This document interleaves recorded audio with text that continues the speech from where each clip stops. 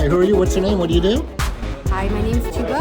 I am the CEO of Amoeba AI. We're building an AI data scientist for go-to-market teams. Okay, all right. A data scientist for a go-to-market team. So basically bringing in a data scientist within your team, acting as a person on your team. So what does that data scientist do? What's their function? So essentially similar to a human data scientist, we sit kind of in a central function. So you can do anything and everything, but we primarily focus on giving you the right things to pay attention to in your data and then telling you what you should do with them. But it's very open-ended. You can ask it any kind of questions like you would with a normal data scientist, or you can ask it to conduct like long-term research over trends. But the idea there is that you don't have to worry about what you're missing in your data. The data scientist looks after that. So I'm a career coach, and so I talk to people at all levels, beginning, middle, and end.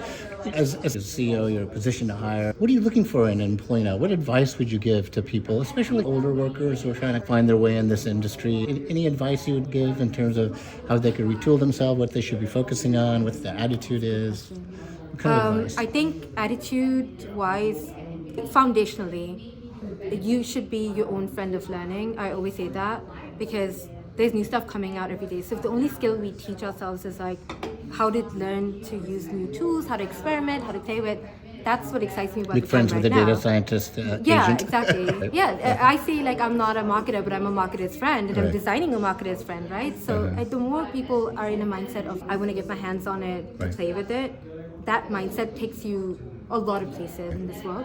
And then the second thing is humility needs to be present when you do these things, because the minute you tell yourself I know everything is the minute you fall flat.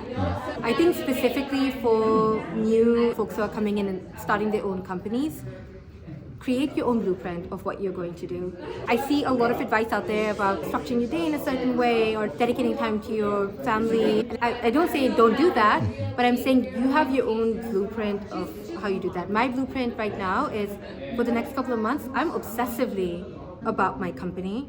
I've done the work of setting up my family and my friend groups, etc., in a way where they can support me outside of that. But I will never apologize for the fact that I don't get up 5 a.m. and work out every morning. Because my flavor is I wake up obsessively thinking about this problem. I go to sleep obsessively thinking about this problem.